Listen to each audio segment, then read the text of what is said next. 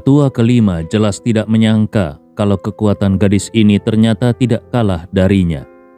Raut wajahnya berubah, dia mundur selangkah, dan pada saat yang sama dia mengayunkan telapak tangannya untuk menyambut serangan itu. Dua kekuatan itu bertabrakan. Sekejap kemudian keduanya terpental menjauh. Moning mundur 3 langkah sementara ketua kelima dari klan darah roh mundur hingga 5 langkah. Raut wajahnya langsung berubah drastis. Tetua kelima dari klan darah roh berseru kaget. "Siapa sebenarnya kau? Kenapa kau menguasai teknik kuno?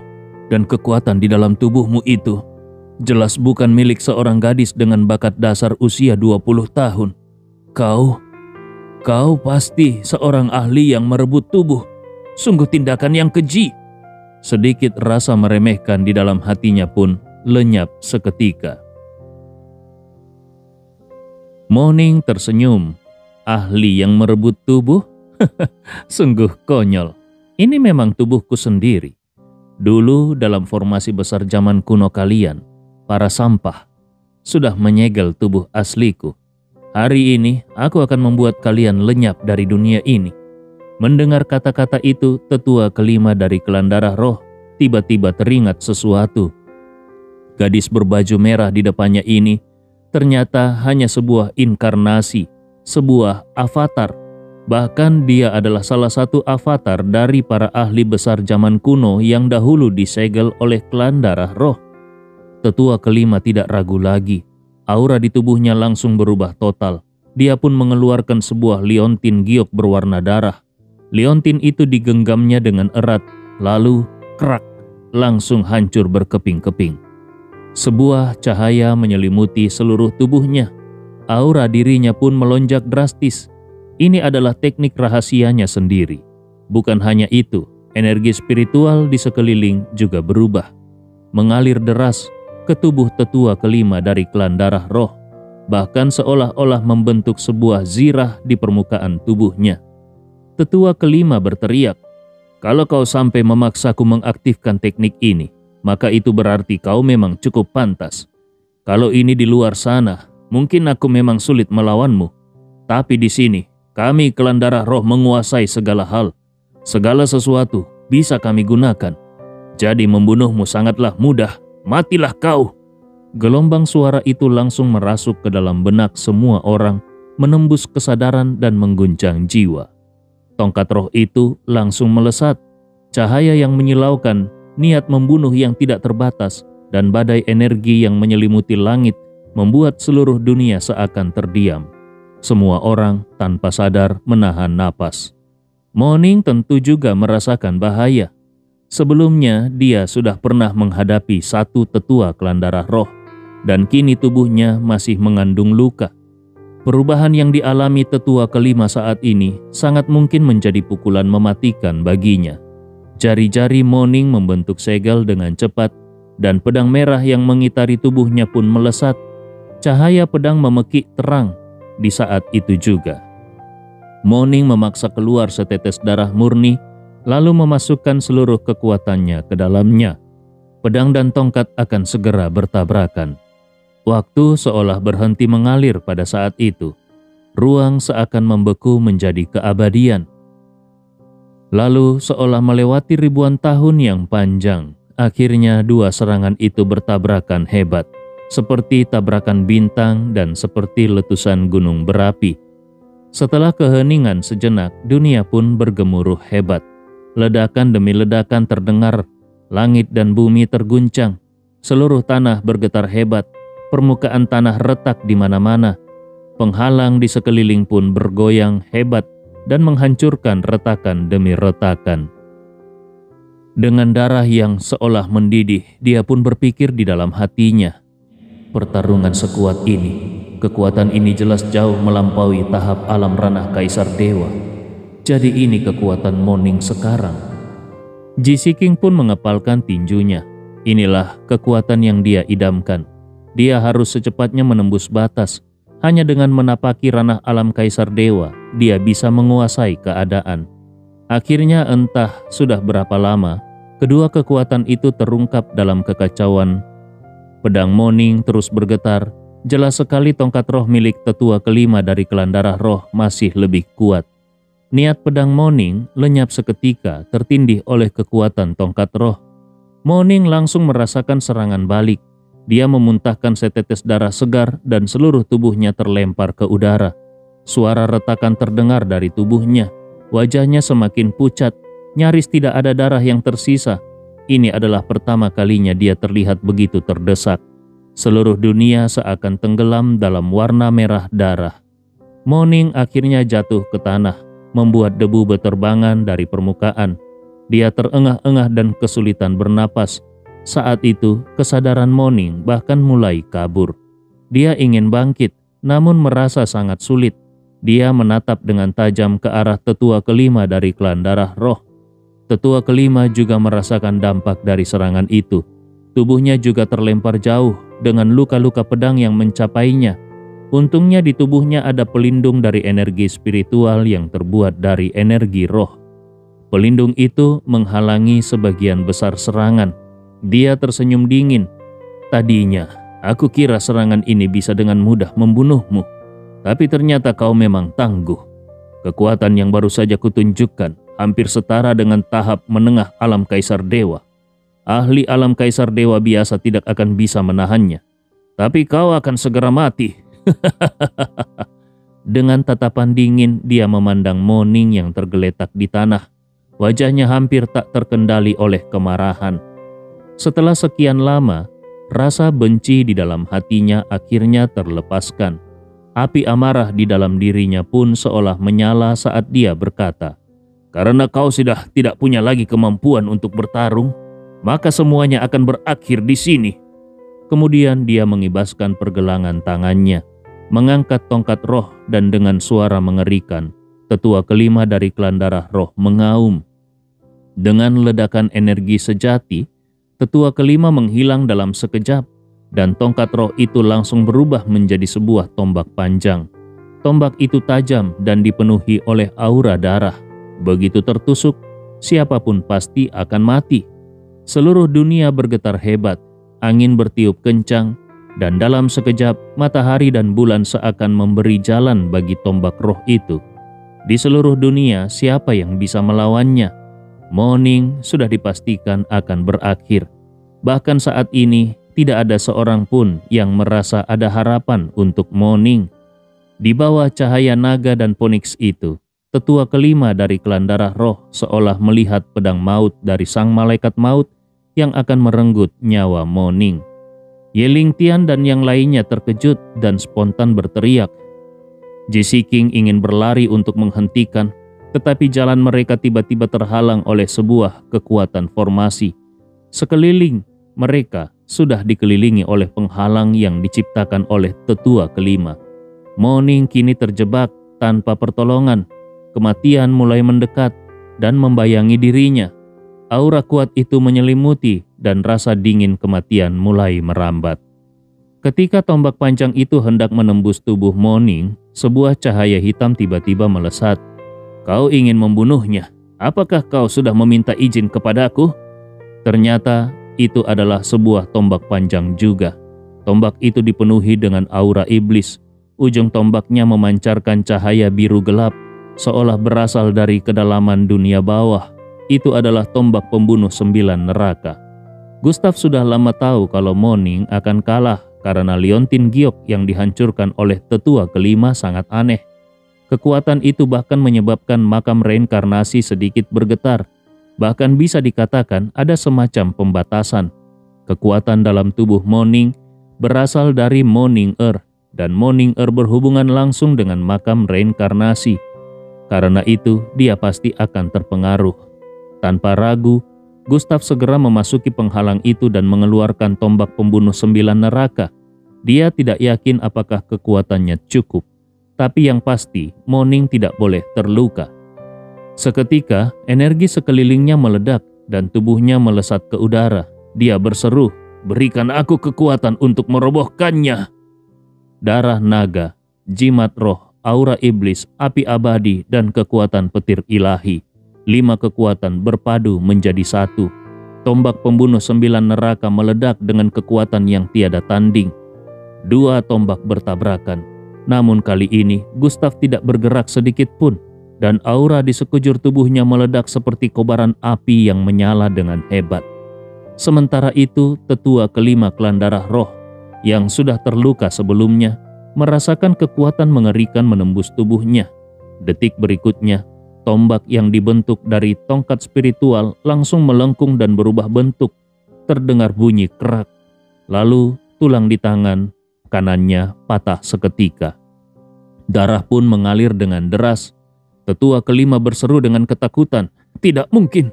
Kekuatan ini, apakah kau adalah orang dari klan iblis? Tapi klan iblis sudah lama lenyap dari Gunung Kunlun. Kau, siapa sebenarnya kau?" Ketakutan tetua kelima klan darah roh sangatlah beralasan. Kalau harus menyebut satu-satunya kekuatan yang ditakuti oleh klan darah roh di Gunung Kunlun, itu hanyalah klan iblis. Klan iblis bisa berkomunikasi dengan 9 neraka dan menghubungkan alam maut. Mereka adalah kekuatan tergelap di dunia, dibangun di atas tumpukan darah dan jasad. Kekuatan mereka memiliki kemiripan dengan klan darah roh, bahkan lebih kuat lagi. Kalau bukan karena klan iblis sudah musnah sejak zaman kuno, klan darah roh tidak akan berani bertindak begitu lancang di Gunung Kunlun. Dan sekarang ketika melihat seseorang dari klan iblis kembali muncul, bagaimana mungkin dia tidak terkejut? Gustaf tidak peduli bagaimana lawannya memandangnya. Dia tidak berani lengah. Dia kembali mengambil satu langkah. Aura pembunuh meledak dari tubuhnya. Energi iblis mengelilingi seluruh tubuhnya. Bahkan muncul cahaya samar di antara energi iblis itu. Saat melihat cahaya itu di tengah energi iblis, pupil mata Moning yang terluka langsung menyempit tajam. Dia sangat terkejut. Cahaya reinkarnasi. Tuan Makam bisa secara aktif mengkondensasikan cahaya reinkarnasi. Dia benar-benar tidak percaya karena cahaya reinkarnasi biasanya hanya bisa dimunculkan melalui makam reinkarnasi. Dulu dia berhasil membunuh seorang ahli klan darah roh juga karena bantuan cahaya reinkarnasi. Tapi cahaya reinkarnasi samar yang kini menyelimuti tubuh Gustaf jelas bukan berasal dari makam reinkarnasi. Cahaya itu seolah berasal dari garis keturunan Gustaf sendiri, dari tubuhnya. Moning berpikir, jangan-jangan garis keturunan Tuan Makam akan bangkit. Moning yang memikirkan kemungkinan ini begitu bersemangat, sementara Gustaf sendiri tampak sangat serius. Seiring dengan ledakan cahaya reinkarnasi itu, aura Gustaf naik tajam ke puncak, hingga seluruh penghalang ruang berguncang hebat di bawah tekanannya. Dan saat ini, ekspresi tetua kelima klan darah roh menjadi semakin aneh, bahkan bisa dikatakan penuh dengan ketakutan. Lonjakan kekuatan tiba-tiba dari Gustaf membuat mata lawan terbelalak. Kekuatan di balik energi iblis ini ternyata adalah kekuatan origin. Bagaimana mungkin bocah ini?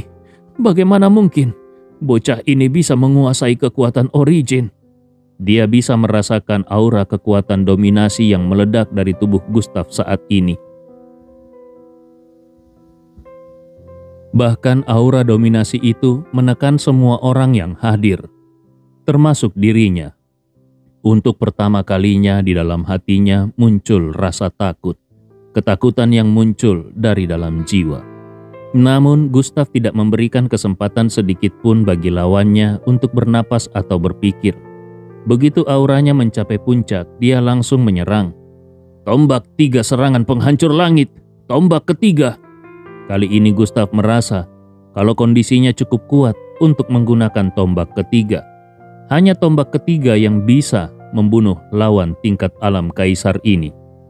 Dia pun tahu tombak ini pasti akan merusak tubuhnya, tapi dia sudah tidak peduli lagi. Sejak mewarisi makam reinkarnasi, dia dan klan darah roh sudah tidak bisa didamaikan. Kecuali Ye Luo'er, dia bersumpah akan membunuh semua anggota klan darah roh di dunia. Tombak 3 serangan penghancur langit diluncurkan dan langit berubah warna karenanya. Tanah terbelah dan retakannya menyebar menuju tetua kelima klan darah roh.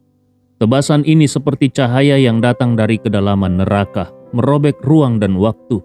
Kekuatan yang terkandung dalam tombak ini cukup untuk membuat siapapun merasa tercekik. Dan pada saat itu, dunia pun tenggelam ke dalam keheningan kematian.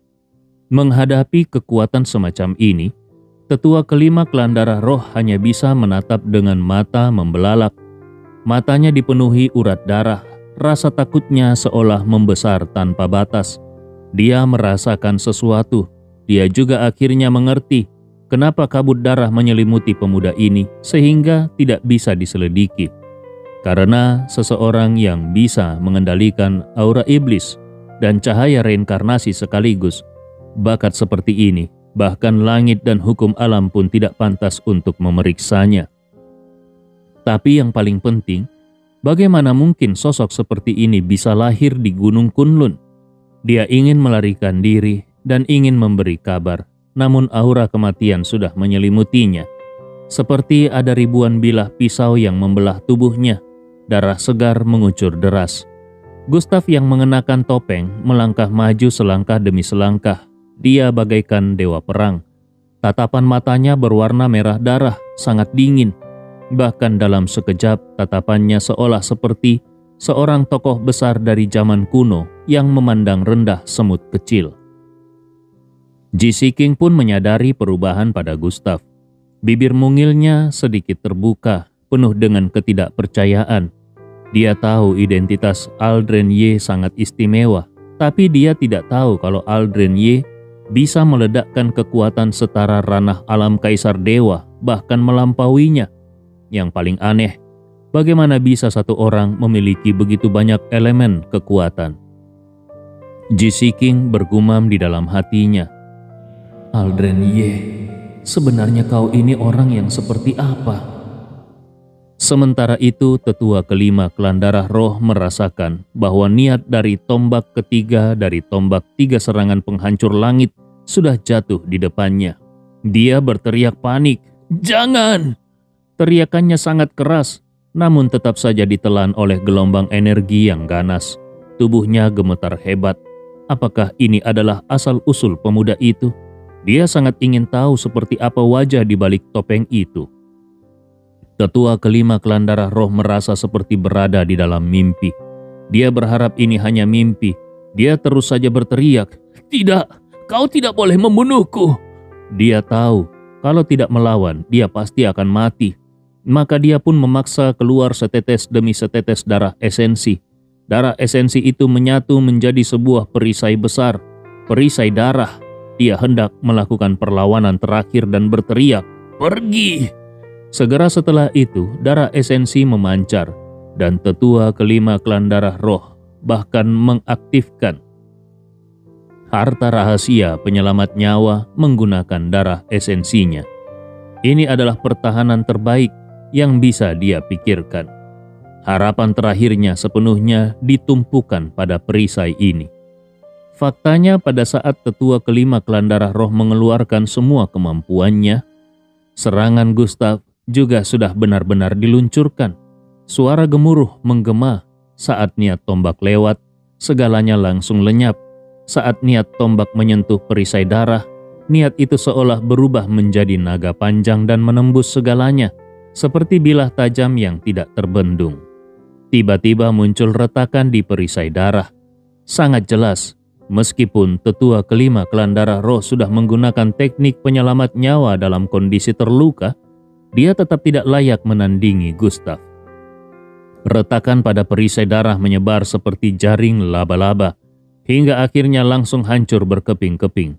Tombak pembunuh 9 neraka yang mengandung niat tombak ketiga dari tombak tiga serangan penghancur langit langsung menembus tubuh tetua kelima klan darah roh. Matanya membelalak, tidak percaya. Dia menunduk dan melihat dadanya berlubang besar penuh dengan darah. Lubang itu bahkan semakin membesar. Rasa kematian menyelimuti seluruh tubuhnya. Dia diliputi rasa sakit yang tidak tertahankan. Matanya menatap tajam ke arah Gustav. "Tidak peduli siapa kau, kau sudah menyinggung klan darah roh.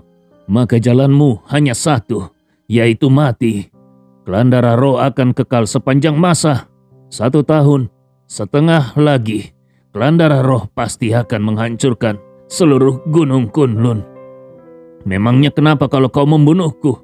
Kau tetap tidak layak menghadapi orang-orang lainnya di sini. Kekuatan yang kupunya ini hanyalah yang terlemah. Kalau kau bertemu dengan kakak tertua kami, aku jamin kekuatanmu ini bahkan tidak akan sanggup menahannya sedikit pun. Gustaf menatap dingin tetua kelima klan darah roh, lalu menggeleng pelan. Kau terlalu banyak bicara.